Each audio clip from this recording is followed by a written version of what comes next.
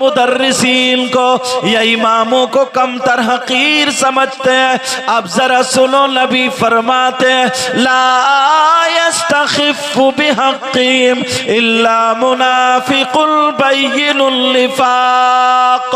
जो इनको कमतर समझता उलमा को यानी हकीर समझता है वो खुला हुआ मुनाफिक है। अब जरा कुरान की तरफ आओ। अल्लाह फरमाता इल्लल मुनाफिकीन फिद्दरकिल अस्फली मिनन नार। कुरान कहता है मुनाफिकीन जहन्नम के सबसे नीचे वाले तबके में रहेंगे। कौन से तबके में रहेंगे बोलो? सबसे नीचे वाले।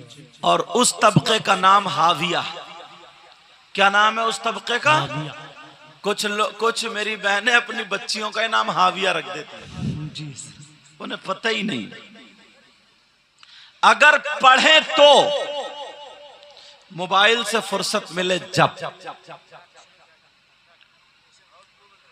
अल्लाह फरमाता बेशक मुनाफिकीन जहन्नम के सबसे नीचे वाले तबके में रहेंगे। और एक रिवायत तो हमें ये मिलती है, इसकी तफसीर में जब जाओ मालूम है वो तबका कौन सा है? वो तबका कौन? जहन्नमी आग से जलने की बिना पर उनका जिस्म सड़ रहा होगा, उनके जिस्म में खून और पीप और कचलऊ दोनों पड़ गए होंगे। जब वो बह बह के निकल रहा होगा तो जिस गड्ढे में जाकर के ये जमा होगा उस गड्ढे का नाम हाविया है। अल्लाह समझ। कभी सोचा अपने आप को? कभी देखा अपने आप को?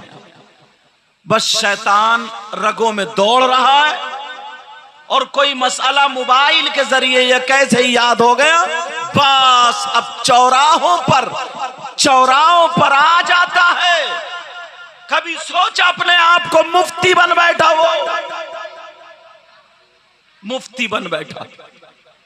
हजरत मुहद्दिस कबीर के पास जुमलों से पता चला रहे अल्हम्दुलिल्लाह, और मुहद्दिस कबीर को दुनिया जानती। इस फकीर ने भी अशरफिया की कुछ दिनों दाल खाई, उसके बाद सकाफा गया था।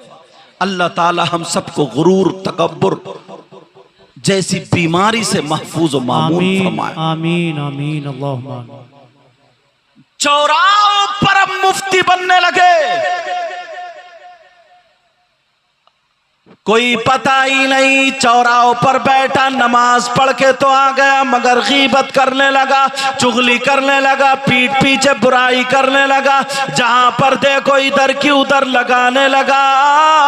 और कुरान पढ़ने वालों, कुरान जो तुम्हारे घरों में रखा, कोई भी मुसलमान ऐसा नहीं है जिसके घर में कुरान शरीफ ना रखा हो, मगर 8-8 दिन हो जाते हैं उस पर धूल चढ़ती रहती है, उसके जुज़दान को कोई नहीं खोलता। पहले लोग पढ़ा करते थे, अब नहीं पढ़ते। मोबाइल को कई टाइम साफ किया जा रहा, ऐसे कर रहा इधर भी। और अगर ये पुराना हो गया तो इसके कपड़े इसका खिलाफ बदलवा देता है, मगर कुरान शरीफ को कोई साफ करने वाला नहीं। अल्लाह धूल चढ़ रही है। कभी देखा कुरान शरीफ में क्या है? कभी सुना उलमा के पास रहो तो? गीबत करने वाला, चुगली करने वाला, पीठ कितनी बुराइयां कर जाते हैं, इधर से उधर, उधर से इधर, बोले और चले गए। और ये तुम में ही नहीं, अब हमारी जमात में भी ये बात आ गई। अल्लाह हम सबकी हिफाजत फरमाए। आमीन अल्लाह। अब हमारे अंदर भी ये बात आ गई है, अल्लाह हम सबकी हिफाजत फरमाए। मगर कुरान की आयत सुनो, पूरी दुनिया गलत हो सकती है मगर अल्लाह का कलाम गलत नहीं हो सकता। अल्लाह फरमाता है वला यग़तब बादुकुम बादा अयुहिब्बु अहदुकुम अन याकुला लहमा अखीही मैतन फकरीतुमु मफहूमन। इसका तर्जमा कर रहा हूं, तवज्जो से सुनो। गीबत करने वाला, चुगली करने वाला, पीठ पीछे बुराई करने वाला ऐसा है जैसे मरे हुए भाई का गोश्त खाने वाला। अल्लाह अकबर, अल्लाह समद। कुरान उठा के देखते हो, मोबाइल हाथ में रहता है। क्या वक्त था यार, नमाज पढ़ता था सुकून से, नमाज पढ़ने के बाद तस्बीह फातिमी पढ़ता था, सुभान अल्लाह, आयतल कुर्सी पढ़ता था, सीने पे हाथ रख के पढ़ता था, हाथ उठा के पढ़ता था अल्लाहुम्मा अंतस सलाम व मिनकस सलाम व इलैका यरजिउस सलाम। आज सलाम फेरते ही फौरन मोबाइल निकालेगा कि देखूं किसी का एसएमएस तो नहीं आया, देखूं किसी की कॉल तो नहीं आई, दुआएं मांगता है। नमाज में तवज्जो कहां? और तुम नहीं, मैंने मौलाना लोगों को भी देखा, अल्लाह माफ फरमाए, एक तरफ मोबाइल रखा, जल्दी से नमाज पढ़ी तो सबसे पहले न इस्तिग़फ़ार है न कुछ है, फौरन मोबाइल उठा करके उसको चेक करता हुआ देखे कि कहीं से कॉल तो नहीं आई है, कहीं से कोई बात तो, कहीं एसएमएस तो नहीं आया। प्यारो जरा तवज्जो करो, गौर करो, गिरेबान में झांक करके देखो। जब तक अपना तरीका नहीं बदलोगे, अपने आप को नहीं बदलोगे, हर जगह मुंह की खानी पड़ेगी। क्या करनी पड़ेगी बोलो? मुंह की खानी पड़ेगी, वरना अपना तरीका लाना पड़ेगा। अब जरा देखो, हम भी कह देते हैं, सब कह देते हैं, बड़े बड़े हजरत भी बोल देते हैं कि माशरा हालात खराब हो चुके, हालात बिगड़ चुके, मगर कहने से नहीं करने से काम चलेगा। कहने से नहीं, आप भी बोलते हो, चौराहों पे भी लोग बोलते हैं, घर घर यही आवाज आ रही है, यार पहले का माहौल अच्छा था, अब का माहौल क्या हुआ? किसी ने पूछा क्या माहौल था, जरा बोलो तो बताओ तो। इतने में 2-4 लड़कियां निकल गई, उनके कपड़े देखे तो कानों पे अच्छे लोगों ने हाथ रख लिए, उनके चलने का ढंग देखा, लोगों ने कानों पे हाथ रख लिए, उनके बोलने का अंदाज देखा, लोगों ने कानों पे हाथ रख लिए।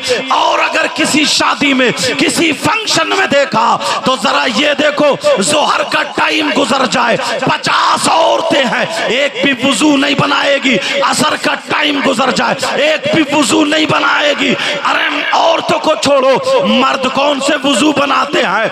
मर्द भी तो नहीं बनाते हैं। मैं पूछना चाहता हूं, इनके दुपट्टे ढंग के नहीं है, इनके कपड़े ढंग के नहीं है, मगर मैं आपसे पूछना चाहता हूं, ये जो लड़कियां इस हाल में है, ये जो औरतें इस हाल में है, शायद ये अमेरिका से आई होंगी, शायद ये इंग्लैंड से आई होंगी, शायद ये यूरोप से आई होंगी, शायद ये अम्स्टरडम से आई होंगी, या कहीं और से आई होंगी, ये कहीं से नहीं आई है। गिरेबान में झांक के देखो, ये हमारी तुम्हारी बहन बेटियां हैं, ये हमारी तुम्हारी बच्चियां हैं, ये हमारी तुम्हारी बेटियां हैं, ये हमारे तुम्हारे घर की खातून है, औरतें हैं। कहां चले गए हो? जरा गौर करो और अपने कदम को रोको। इधर आदर नहीं, हर शख्स अपने अपने घर की जिम्मेदारी संभाल ले तो इंशाअल्लाह कहीं जाने की जरूरत नहीं। बहुत अच्छे, वाह, नारे तकबीर, नारे रिसालत, बहुत अच्छे। बोलो, कहीं पर जाने की जरूरत नहीं पड़ेगी। अल्लाह फरमाता, या अय्युहल्लज़ीना आमनू कू अनफुसकुम व अहलीकुम नारा। ईमान वालो, आपसे कह रहे ईमान वालो, अपने आप को और अपने घर वालों को जहन्नम की आग से बचाओ। बचा रहे हो? किस बाप को पता नहीं है मेरी बेटी पे मोबाइल नहीं है? पता ना बाप को? बाप काय के लिए बने हो? हर बाप को पता है मेरी बेटी पे मोबाइल है। उसी बाप से पूछ रहा हूं, तुम्हारी बेटी के ट्रक चल रहे होंगे, बसें चल रही होंगी, फैक्ट्री चल रही होगी, कारखाना चल रहा होगा, हवाई जहाज, ट्रेनें चल रही होंगी, कि मोबाइल के बगैर सब कुछ खत्म हो जाएगा, पूरा खानदान भूखा मर जाएगा। 3 रोटी खा रहे हो, 1.5 की अकल रखो। और नबी ने फरमाया उतलुबुल इल्म मिनल महदी इलल लाद, इल्म हासिल करो माँ की गोद से कब्र तक। सबसे पहला मदरसा माँ की गोद। सबसे पहला मदरसा क्या बोलो? माँ की गोद। माँ की गोद। इस अम्मा को पता नहीं है मेरी बेटी जीने के आड़ में आधा घंटा किससे बात कर रही है। सब माँ बाप को पता है, जानबूझ के अंधे बने पड़े। इस माँ को पता नहीं है मेरी बेटी आधा घंटा छत पे घूम घूम के किससे बातें कर रही है, कौन सा रिश्तेदार है। अब्बा जरा तुम बताओ, 3 महीने पे जो ये रिचार्ज हो रहा कहाँ जा रहा, कौन सा ऐसा रिश्तेदार है जिसके लिए तुमने मोबाइल खरीद के दे दिया, मुझे बताओ। इतना आजाद कर दिया, इतना आजाद कर दिया, क्या तुमसे हिसाब व किताब नहीं होगा। अभी दयूस का लफ्ज सुना था ना। नबी फरमाते हैं क़ाल रसूलुल्लाह सल्लल्लाहु ताला अलैहि वसल्लम सलासा ला यदखुलूनल जन्ना अला कुल्ली वालिदै वद्दयूस व रजुलतुन निसा। अल्लाह। दयूस पे मुझे हदीस याद आ गई, मुफ्ती साहब ने जो बताया था। समझ रहे बात? अब्बा को पता नहीं है मेरी बेटी पे मोबाइल है। अब्बा को इतना पता है, इतने सीधे हो गए, इतने भोले हो गए, पता ही नहीं है बिल्कुल। वैसे सीधा नहीं है, वैसे जिसका ले लिया उसका दिया ही नहीं। वैसे मेंढे काटते काटते काटते काटते उसके पेड़ अपने खेत में को ले लिए, मेंढ उधर धकिया दी। वैसे सीधा नहीं है। ना जाने कितनों के रिश्ते तोड़वा दिए, ना जाने कितनों के झगड़े करा दिए, ना जाने कितनों को थाने कचहरी में पहुंचवा दिया, ना जाने कितनों की बुराइयां कर ली, गीबत कर ली, ना जाने कौन कौन से गुनाह कर लिए। बस इसी बात में सीधा है। क्यों दिया बेटी को मोबाइल? है जवाब किसी के पास? हमारे यहाँ ना, मैंने कई तकरीरों में बात बताई भी। एक हाजी साहब, उनकी अकेली बेटी थी, घर से कभी बाहर नहीं निकली बेचारी, बहुत परहेजगार, पर्दे वाली थी, पर्दे वाली, घर से कभी नहीं निकली।